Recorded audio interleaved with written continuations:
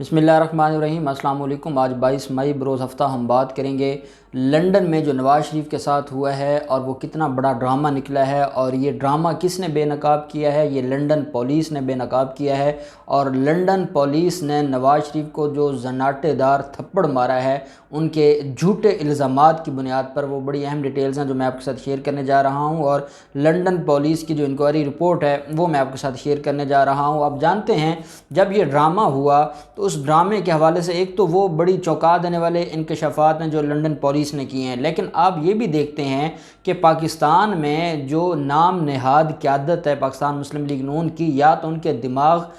جو ہے وہ کسی نے ان کو مفلوج کر دیا ہے،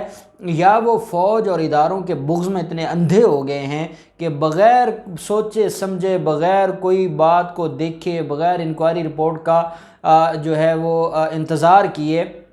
اداروں پر الزامات لگا دیے جاتے ہیں۔ اور اب جب لندن پولیس کی رپورٹ آ گئی ہے تو کیا ان کے اندر اتنی اخلاق کی جرت بھی ہے کہ یہ ایک دفعہ ٹویٹر پر ایک ٹویٹ کریں اور معافی مانگیں کہ ہم نے جو کل الزام لگائے تھے وہ غلط تھے اور اصل معاملہ کچھ اور تھا؟ ان لوگوں کے اندر نہ شرم ہے نہ حیا ہے۔ شہباز شریف کی طرف سے جو ہے وہ اس پر جو آتا ہے جو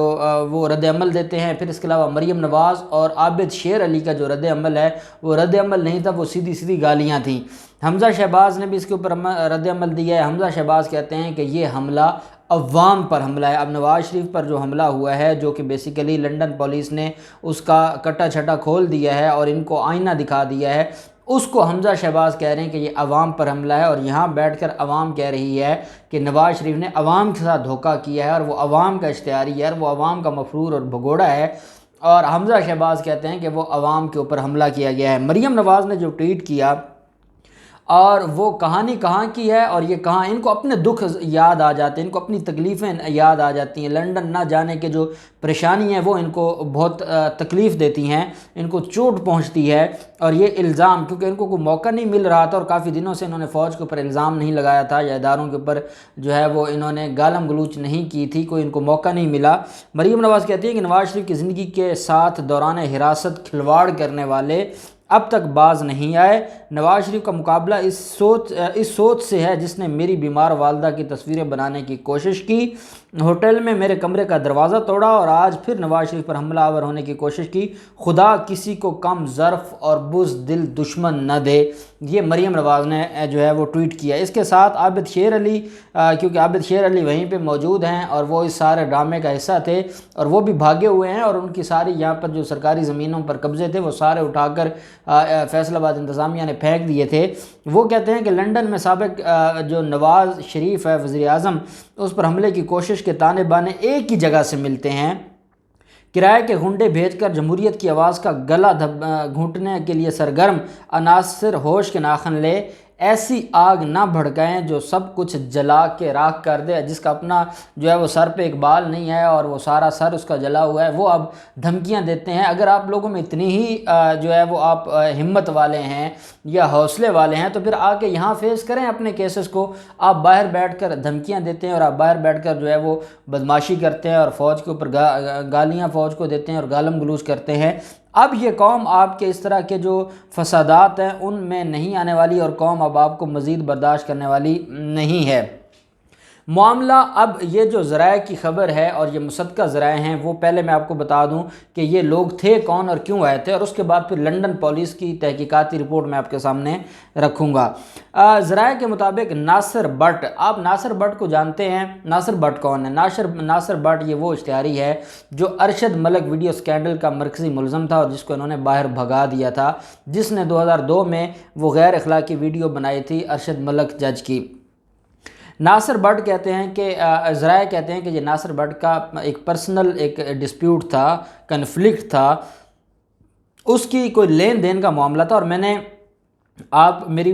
جو اس سے پہلے والا جو رات کا ویلاگ ہے آپ اس کو سن سکتے ہیں۔ تب تک یہ خبر میڈیا پر نہیں آئی تھی، لیکن میں نے آپ کو بتائی تھی کہ یہ ان کا لین دین کا معاملہ تھا اور لین دین کی بنیاد پر انہوں نے یہ ڈرامہ رچایا، اور آپ کو میں نے یہ بھی کہا تھا کہ یہ واردات اور وقوع بنانے میں بڑے ماہر ہیں۔ انہوں نے جو ہے وہ ذرائع کے مطابق پرائیویٹ ریکوری یونٹ کے لوگ تھے، وہ وہاں پر آئے، ان کا ناصر بٹ کے ساتھ ذاتی تنازع تھا اور وہاں پر بات چیت ہوئی اور اس بات چیت کو انہوں نے 24 گھنٹوں کے بعد غلط رنگ دیا۔ اسی دوران ناصر بٹ اور ان لوگوں کے درمیان بحث بھی ہوئی۔ ناصر بٹ نے ان لوگوں سے کہا کہ یہ ان کا ذاتی گھر ہے، وہ یہاں داخل نہیں ہو سکتے، جبکہ جو مسلم لیگ نون ہے وہ یہ ثابت کرنے میں بضد ہے کہ یہ حملہ ہی تھا اور حملہ آوروں نے لندن میں موجود قیادت کو ہراساں کرنے کے لیے یہ ساری کی ساری کوشش کی ہے اور زبردستی غنڈوں کا گھس آنا انتہائی قابل مذمت اور قابل تشویشناک ہے۔ اور ساتھ شہباز شریف تو یہاں سے بیٹھ کر لندن پولیس کو احکامات بھی جاری کرتے ہیں، جیسے وہ وزیر اعلیٰ تھے تو ابھی تک کیونکہ ان کے مائنڈ میں وہ چیزیں تو ہیں نا کہ جیسے پنجاب پولیس کو وہ اپنی ذاتی جو ہے وہ ملازم سمجھتے تھے۔ اور ان لوگوں کی ایک بات میں آپ کو بتا دوں، شریف خاندان کا فوج کے ساتھ کیا اختلاف کیا ہے؟ صرف ایک اختلاف ہے، وہ یہ ہے کہ شریف خاندان فوج کو پنجاب پولیس بنانا چاہتا تھا، فوج پنجاب پولیس نہیں بنی، اور یہ ان کا اختلاف ہے اور یہ ان کی جمہوریت ہے اور یہ ان کی سول سپرمیسی ہے اور یہ ان کی ووٹ کو عزت دو کا نعرہ ہے اور یہ ان کی جمہوریت کی یہ پہرے داری کر رہے ہیں، یہ ان کی اوقات ہے۔ اب جو ناصر بٹ کے بعد یہ تو ناصر بٹ کی چلیں ہم مان لیتے ہیں کہ ذرائع کی خبر ہے اور ناصر بٹ کا جو معاملہ ہے، لیکن اسی کو جو ہے وہ اس کا جو لندن کی پولیس ہے اور جو اتھارٹیز ہیں وہ اس کو یہ کہہ رہے ہیں، ایک تو انہوں نے اس حملے کی تردید کر دی، انہوں نے کہا ہے کوئی حملہ ایسا نہیں ہوا۔ دوسری طرف انہوں نے یہ کہا ہے، اب سوال یہ تھا کہ کیا کوئی ایسا لندن میں حملہ ہوا ہے؟ نہیں ہوا۔ اگر ہوا ہے تو پولیس بر وقت کیوں نہیں پہنچی اور یہ معاملہ کیوں اتنی دیر تک لٹکا رہا؟ یہ بڑے اہم سوالات تھے جس کے اوپر تفتیش کر رہی تھی London police. Scotland Yard برطانوی پولیس نے واقعے پر جو تفصیلات دی ہیں اس کے مطابق سابق وزیر اعظم نواز شریف کے صاحبزادے حسن نواز کے دفتر پر حملہ کیا گیا اور اس حملے میں اس وقت نواز شریف بھی دفتر پہ موجود تھے اور یہ آج کل اپنی میٹنگز کر رہے ہیں اپنے وکلاء کے ساتھ، وہاں پر بیٹھ کر انہوں نے جو حرام چرایا ہے اس کو بچانے کے لیے بڑی ان کی، اب وہاں اور کوئی کام تو ہے نہیں، نہ کوئی ٹریٹمنٹ ہے، نہ کوئی کسی ہاسپٹل میں انہوں نے ایڈمٹ ہونا ہوتا ہے، نہ کچھ ہے، تو یہ وہاں دفتروں میں بیٹھ کر ساری اپنی حرام کی جو کمائی ہے یا جو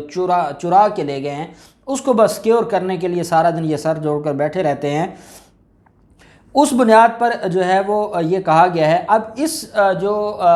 برطانوی پولیس ہے اس کی رپورٹ نے تو سارے واقعے کا رخ ہی بدل دیا ہے۔ برطانوی پولیس حکام کے مطابق یہ واقعہ جمعرات کو پیش آیا، انہوں نے ویڈیوز جو وائرل کیں، مریم نواز نے پہلا ٹویٹ کیا اور اس کے بعد پھر شہباز شریف، حمزہ شہباز اور عابد شیر علی کی ٹویٹ ہے، یہ جمعے کی شام کو کہہ رہے ہیں اور یہ برطانوی پولیس کے مطابق جمعرات کا واقعہ ہے،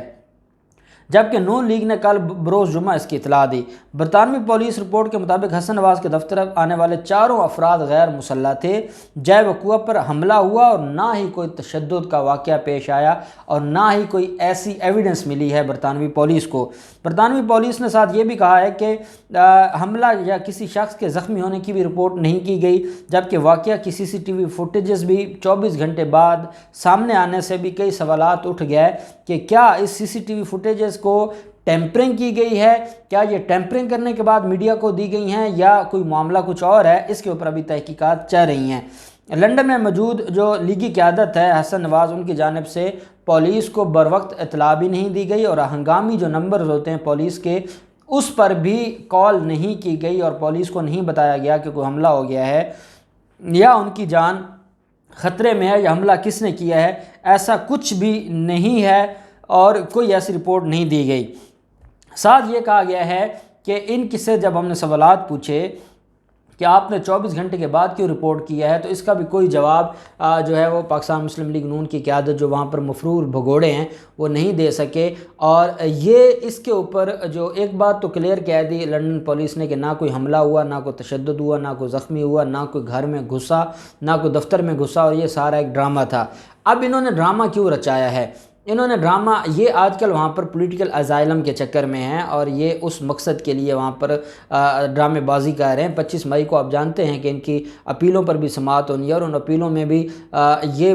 فیصلہ ہونا ہے کہ نواز شریف کی طرف سے اپیلوں کو کون دیکھے گا، کیا نواز شریف کی اپیلیں سنی جائیں گی یا نہیں سنی جائیں گی۔ اس کویسچن آف لا پہ 25 مئی کو سماعت ہونے جا رہی ہے، اور یہ اسحاق ڈار پہلے وہاں پر پولیٹیکل اسائلم کے لیے اپلائی کر چکے ہیں۔ نواز شریف بھی چاہتے ہیں کہ ان کو سیاسی پناہ مل جائے برطانیہ میں، اور یہ ڈرامے بازی کرنا چاہتے ہیں، یہاں پر یہ پریشر ڈیولپ کرنا چاہتے ہیں کہ یہ وہاں پر بھی سیکیور نہیں ہے، یہ وہاں پر بھی ان کے لیے مسائل ہیں۔ اس وجہ سے جب وہاں پر سیکیور نہیں ہے تو یہ یہاں کیسے سیکیور رہ سکتے ہیں؟ حالانکہ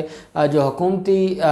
ترجمان ہیں انہوں نے بڑی اچھی بات کی ہے کہ اگر وہ اپنی مرضی سے علاج کروانے گئے تھے اور وہ اپنی مرضی سے وہاں پر بیٹھے ہیں، اگر وہ وہاں پر سیکیور نہیں ہیں، پاکستان آ جائیں، یہاں جیل میں ان کو بڑی اچھی سیکیورٹی دی جائے گی اور کسی طرح کی بھی کوئی پریشانی نہیں ہوگی، اور ان کو کوئی بھی ان کی جان کو خطرہ نہیں ہوگا۔ اب یہ لنڈن پولیس کی رپورٹ آ گئی ہے۔ میں اس کے اوپر کل سوچ رہا تھا کہ مریم نواز نے جو ڈائریکٹ فوج پر الزامات لگائے ہیں، اب